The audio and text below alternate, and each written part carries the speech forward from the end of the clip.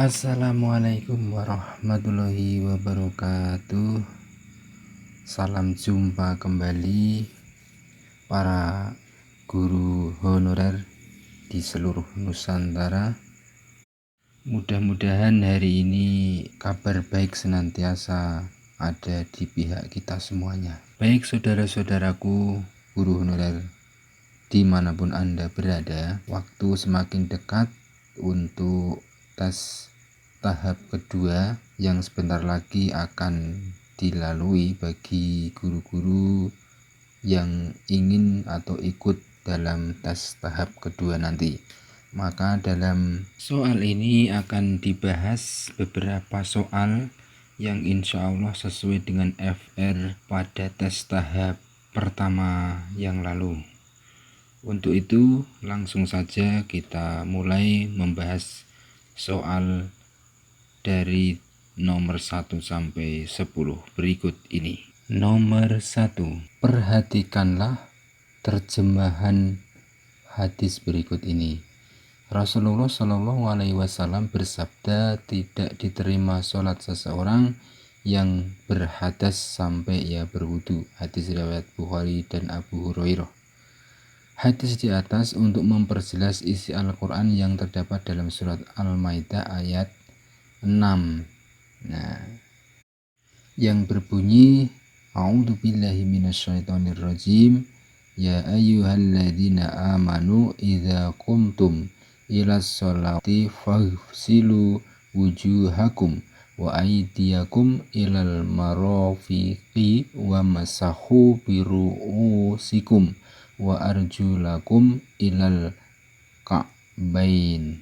Ya, yang artinya, hai orang-orang yang beriman, apabila kamu hendak mengerjakan sholat, maka basuhlah muka dan tanganmu sampai dengan siku, dan sapulah kepalamu dan basuh kakimu sampai dengan kedua mata kaki. Quran Surat Al-Maidah ayat 6.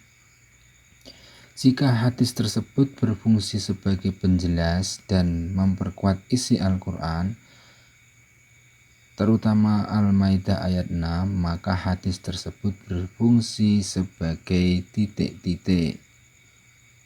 A. Bayan at-taqrir, B. Bayan at-tafsir, C.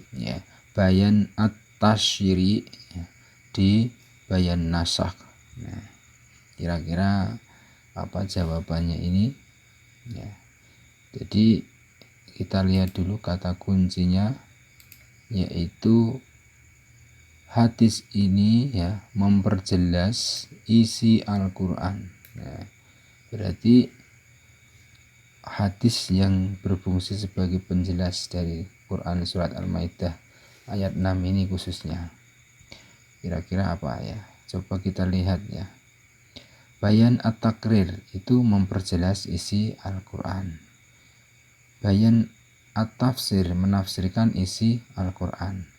Bayan at-tasyri memberi kepastian hukum Islam yang tidak terdapat dalam Al-Quran.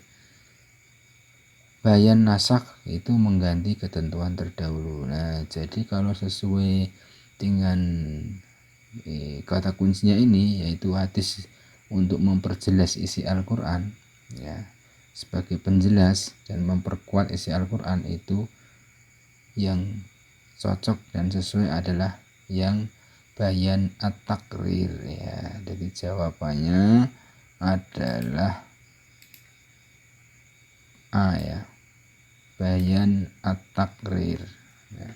Itu hadis yang sebagai penjelas atau memperjelas isi Al-Quran.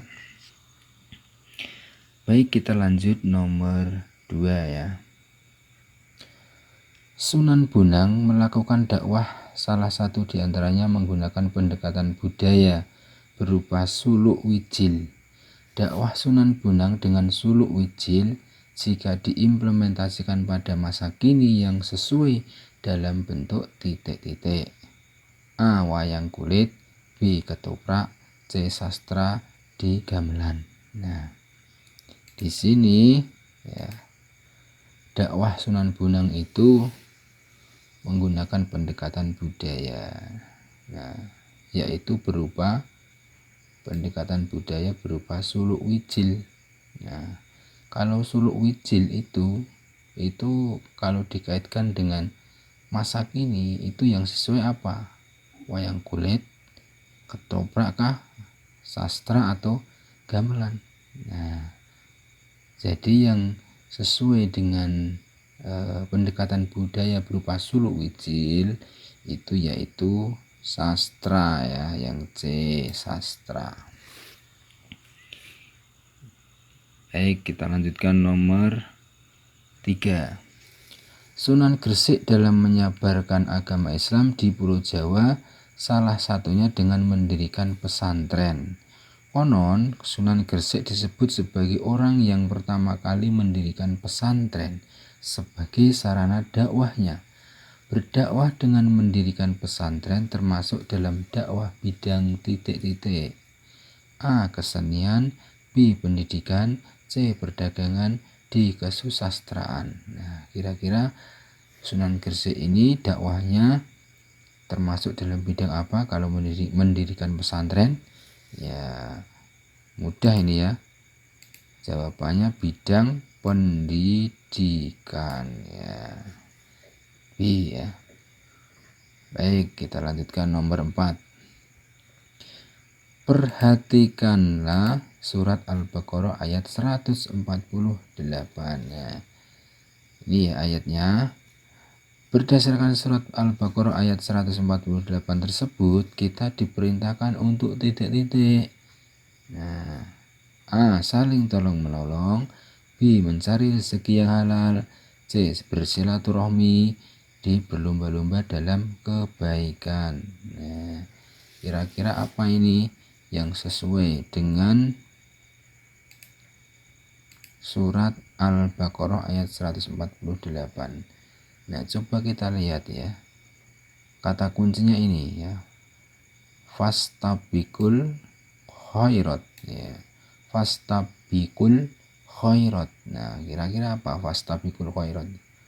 Fastabiqul khairat itu saling tolong menolong atau mencari rezeki yang halal atau bersilaturahmi atau berlomba-lomba dalam kebaikan. Nah, berarti fastabiqul khairat itu berlomba-lomba dalam kebaikan. Nah, kita lihat artinya ini ya. Surat Al-Baqarah ayat 148. Dan bagi tiap-tiap umat ada kiblatnya sendiri yang ia menghadap kepadanya, maka berlomba-lombalah dalam membuat kebaikan di mana saja kamu dan berada, pasti Allah akan mengumpulkan kamu sekalian pada hari kiamat. Sesungguhnya Allah Maha Kuasa atas segalanya sesuatu. Nah, fastabiqul khairat itu berlomba-lomba dalam kebaikan ya. Nomor 5 ya. Perhatikanlah potongan ayat berikut. Ini tentang tajwid ya, nomor 5. Ini ada potongan ayat walikulli wijhat ya. Wijh ya. Walikulli wijh. Lafal di atas menurut kaidah ilmu tajwid hukum bacaannya apa? Nah, di sini ada tanwin bertemu waw ya. Tanwin bertemu waw ya. Itu termasuk apa? Saya kira Bapak Ibu semuanya sudah fasih dan hafal tentang ilmu tajwid ini ya. Nah, ini kita ulangi untuk diingat-ingat saja. Ada tanwin ketemu wawu itu kira-kira apa? Ya, idgham bi guna ya. Tanwin ketemu wawu ya. Yaitu atau ya nun mim wawu ya, yanmu ya. Ya nun mim wawu. Apabila nun mati atau tanwin ketemu dengan yanmu ya nun mim wawu itu dibaca idgham biguna. Nah, bacaannya idgham biguna.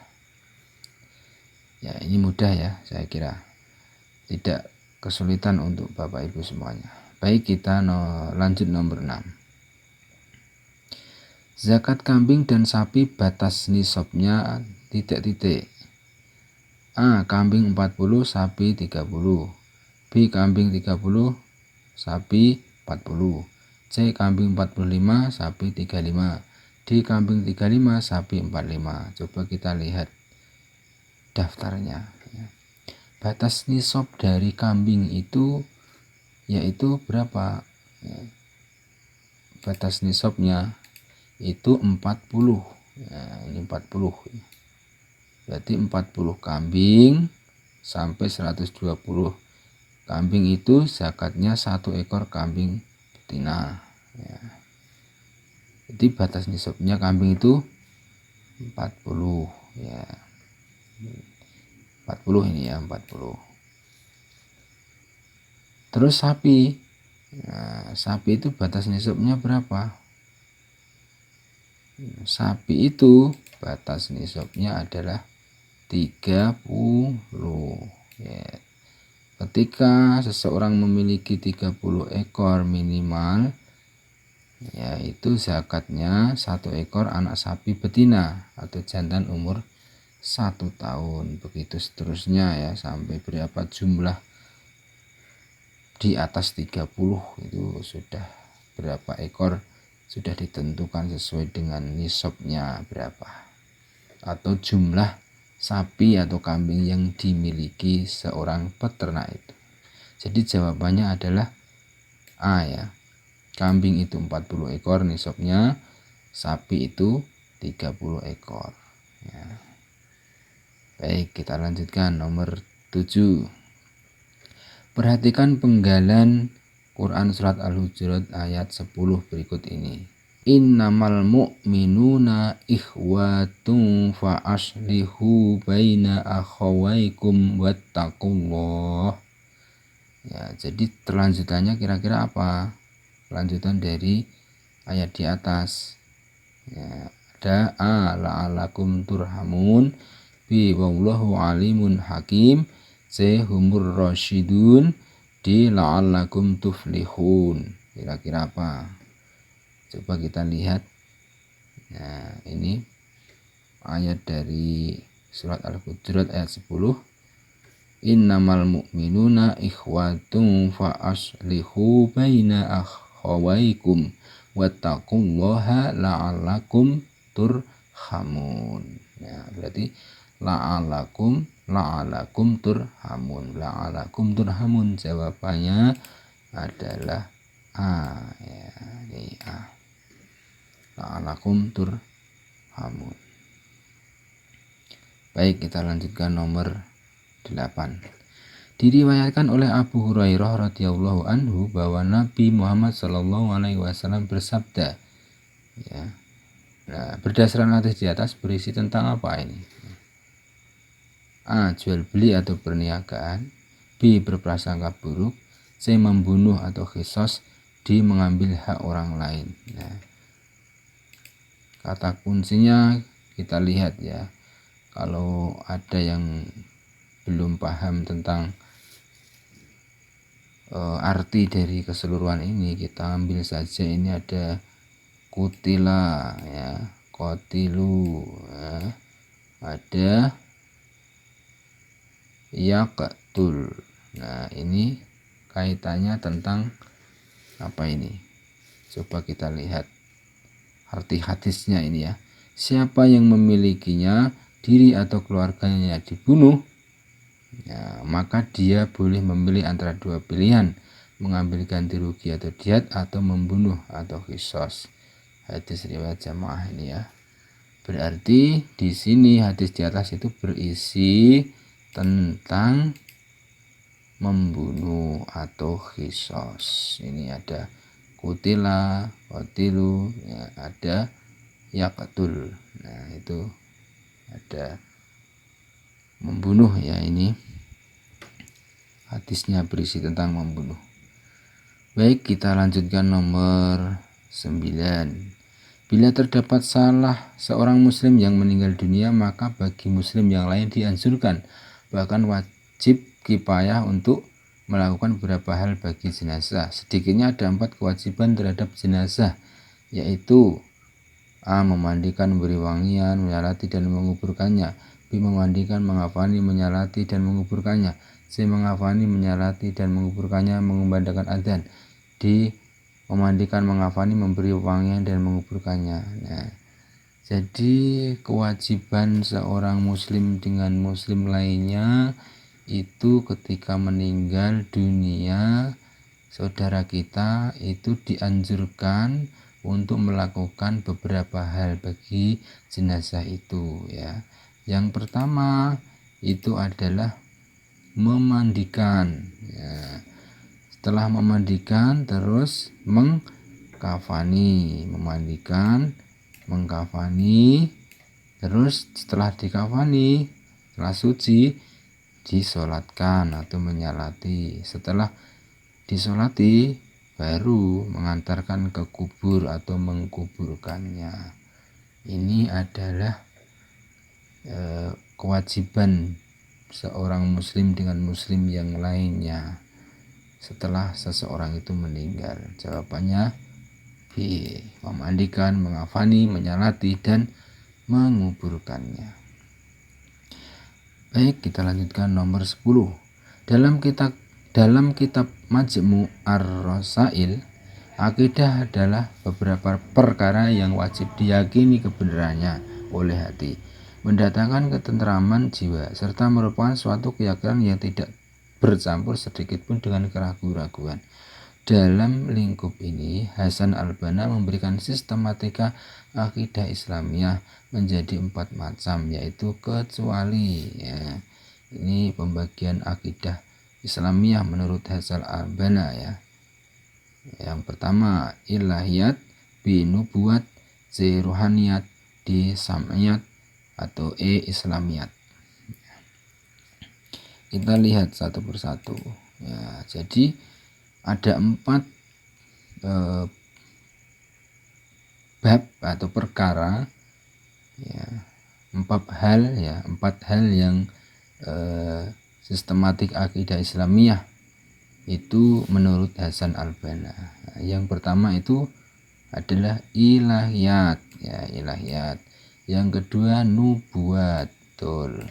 Yang ketiga ruhaniyat, betul.